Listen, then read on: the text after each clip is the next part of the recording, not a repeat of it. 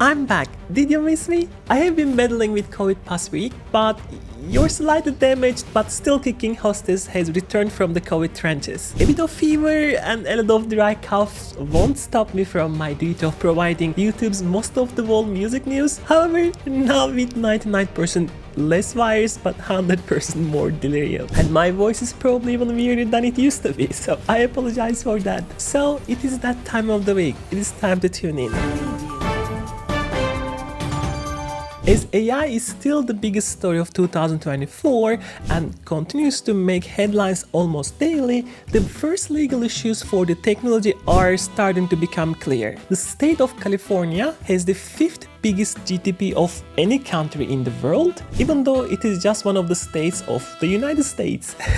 They have to remind that to us every single time.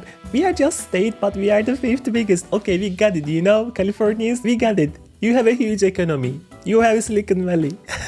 Inside its borders, you will not only find the Silicon Valley and Hollywood, but there are also headquarters of countless major record labels. All of these businesses have their own agendas when it comes to AI and how it should be used and who can use it. So it is a bit surprising that they are at the forefront of passing what seems to be agreeable laws that will regulate the industry that almost everyone is happy with. Two different laws were signed into effect this week, AB 2602 and AB 1836. While those sound more like license plate numbers than laws dealing with the complexity of an AI, they both are very important for how music, TV and movies are going to deal with using the technology. AB 2602 requires a contract for anyone to use a performer's voice or likeness, making deepfakes illegal and also making it more standard for a contract to exist before you train your AI to sound like a singer like Billie Eilish. AB 1836 prohibits the use of deceased artists without the consent of their estate. So if you are looking to train an AI to have that deep baritone of Barry White anytime soon, you will need to reconsider that. The unions representing artists in both acting and singing have praised the move by the stated, and even AI companies like ChatGPT running OpenAI agree with the regulations. Because they already trained, that's why. Since California holds so much economic power, this type of law can really shape the future of AI usage through the world. That is called Brussels effect. It's from Europe. If Brussels passes a law, it goes global. Today you learned. Take that, California. But regardless, good job, California. It is the best thing you have done since voting to have Arnold Schwarzenegger as your governor. Most announcements of new gear typically doesn't elicit many surprise expressions of review teams these days. With leaks happening regularly and planned launch dates done well in advance, a piece of gear has usually already been dissected by hardware nerds for at least a few weeks before it is announced. Well, Roland pulled a fast one on almost everyone this last week by expanding their A-Rack compact line of products with the P6. Typically, the A-Rack compact units are named after classic Roland gear, like the T8 that is a small 808, or the S1 tweak that emulates their classic SH101 synth. This time, the P6 doesn't seem to be emulating anything, but rather is borrowing from the SP404, which is a modern piece of gear. The device is a sampler that runs off batteries and is so small you could fit in your purse or back pocket of some J&Co jeans that are coming back in style. I have no idea what those are. J&Co? Jinko? Jinko sounds cool. And if you think the small size means a lack of features, you would certainly be wrong. With an audio input as well as an onboard mic, you can sample sounds either from a third-party field recorder mic or directly to the device itself. If you are not happy with the original recording, you can resample through the onboard FX processor to chop and change the sample to the sound you desire. A chromatic mode that lets you play the sounds in tune and allows for 16 voice polyphony. There's even a granular control to really mess with your samples and create crazy texture. This is all fed into a 64-step sequencer that includes loop functions, motion recording for automations, and micro timing and sub-step sequencing. In typical era fashion, it won't cost you an arm and a leg for all that power, with the device on sale now for €200. If you're enjoying the video up to now, please consider like and subscribe, and you may see me healthier next week. If you are feeling like you want to make some old school style music, there is not a lot of instruments that can be considered more older school than the 1700s. Since the 1700s, pianos have become staple instruments in studios. I didn't know that. The grand pianos are considered the holy grail of sound quality for the instrument. While it is now extremely expensive and often takes up too much space for most studios to have a great piano in their rooms, Casio wants all users to be able to have the feel and sound of the 88 ivory keys. With two new entry-level digital pianos, Casio claims that the AP300 and APS200 can give you just that feel in a much smaller package and for a significant discount. That's what they say. The more expensive AP300 includes a speaker system that disperses the sound to make you feel like you are in a concert hall with a Steinway. Probably Steinway, right? It's a German word.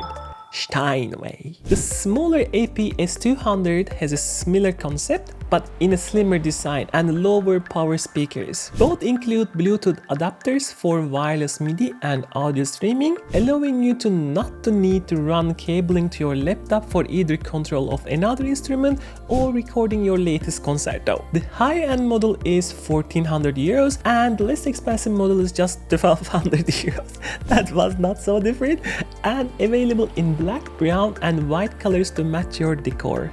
If you are into taking your money and lighting it on fire by buying Eurorack modules in an ever-increasing collection of various modules, you may know the name Jomox. So weird. Eurorack people, you are fine. You are not burning money. Or maybe you do, I don't know. If you are like me and have avoided the addiction that is aptly being termed Eurocrack by a writer, then Jomox might be a new name for you. The company introduced a module in 2021 at Superboot that was so popular they have now turned the module into a desktop standalone synth. The mod FMD is essentially a copy of their module with 8 voices, 26 algorithms inspired by the Yamaha DX9. With 4 available FM operators, 6 analog filters, and an analog VCA per voice, the synth offers all the grinding and ringing goodness that you would expect from an FM noise box. And since it is taken from the modular world, the device has a large amount of CV or gate inputs available for you to connect wires and set up your sounds. If you don't want to control the unit with the CV wires, it does have MIDI over USB-C input. The unit goes on sale in November with a list price of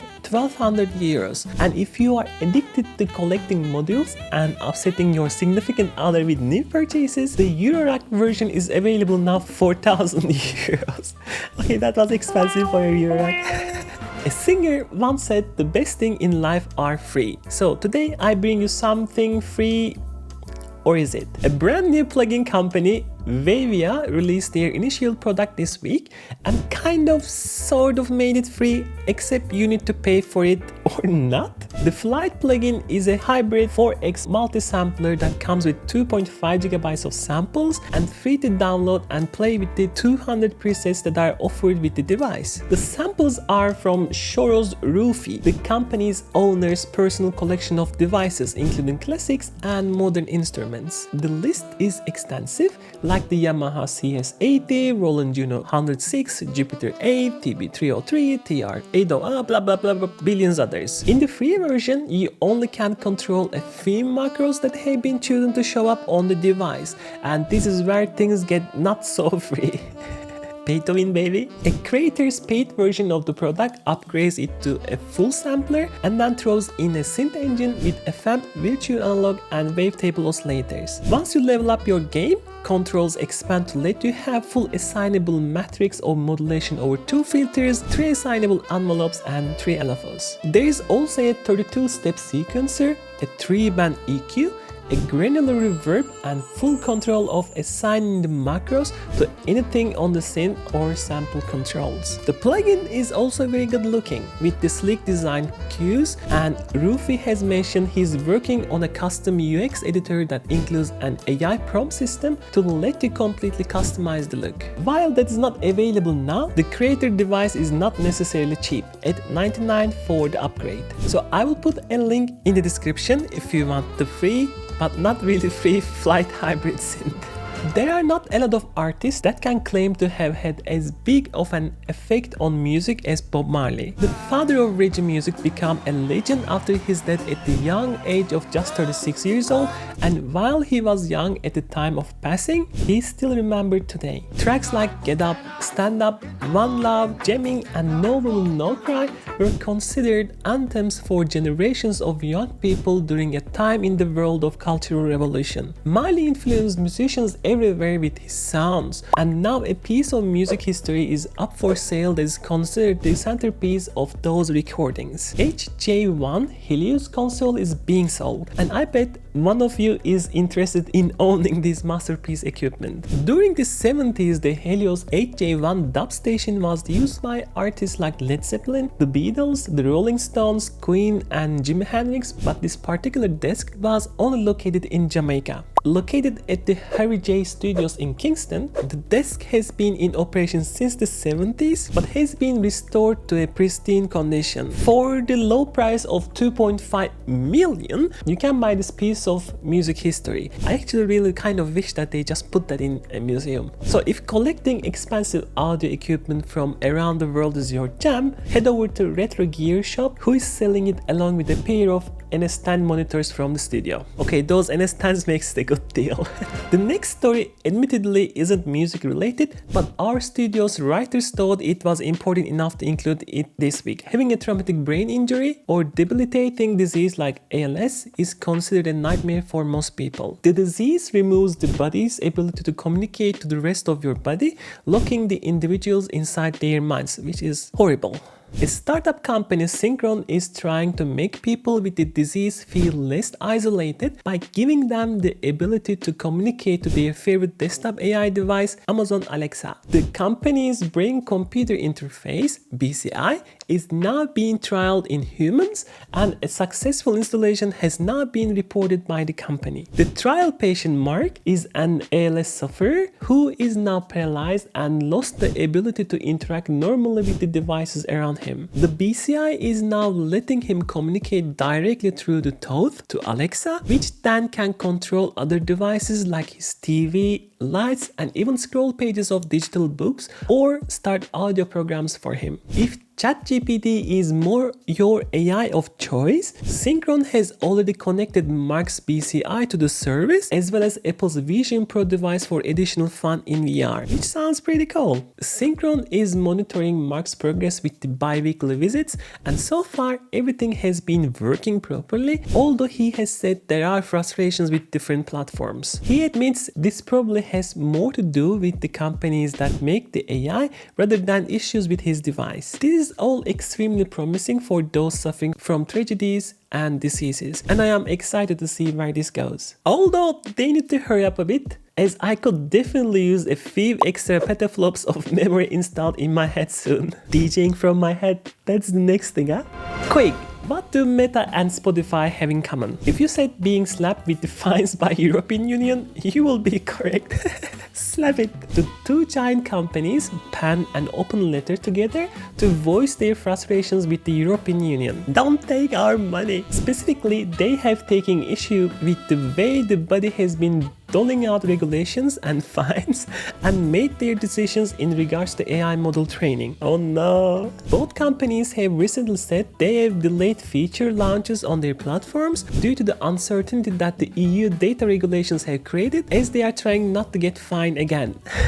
Good, very good. The companies say that the next generation of AI-built products are going to suffer because of the lack of support of EU-specific model training due to the delays. Basically, if a feature is cool, the companies are going to not set them up in Europe until after the EU makes their decision on how AI laws are going to be applied. In basically the opposite of our earlier story of how California is passing laws everyone can agree to, it seems the EU is taking a different approach. My writer is really taking pride on California. He lives in California, you know? Finally, he got something to be proud of.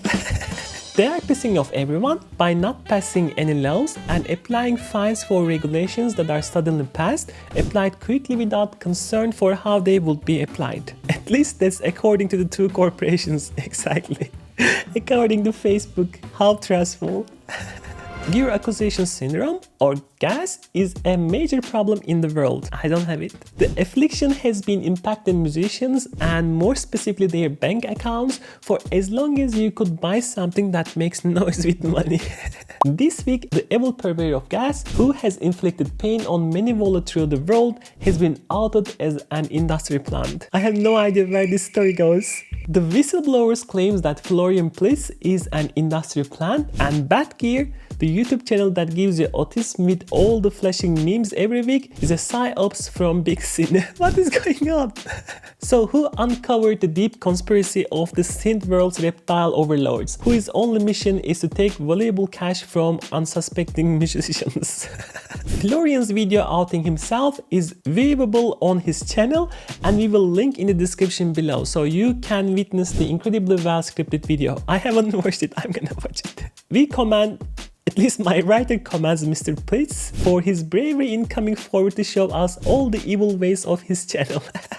My writer apparently also very stunned at the fact that the video was shot in all one take, and that on its own is a massive achievement, and I'm more curious about the video. So keep up the good investigative work, Florian. We need you to help us out those responsible for gas obsessions each week. We will see you next week shilling your latest bad gear. A few weeks ago, we reported about how the campaign for Donald Trump was having issues with the Isaac Hayes estate. In a court battle, the estate won against the campaign, which stopped the campaign from using his tracks. Well, that wasn't the end of the problems for the campaign. The list of artists that have now come out and additionally asked nicely to have their music removed from the campaign's playlist has grown to pretty insane levels. The YouTube channel Legal Eagle has gone through the complete list and is comprehensive and included that this means and what the implications of the request means. As the channel says, none of the cool kids want Donald Trump using their music in their campaign. If you want a good explanation of performance rights and copyright law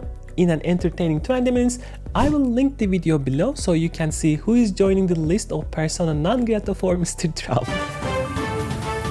And that's the news for this week. Please tune in again for your latest music news next week as well.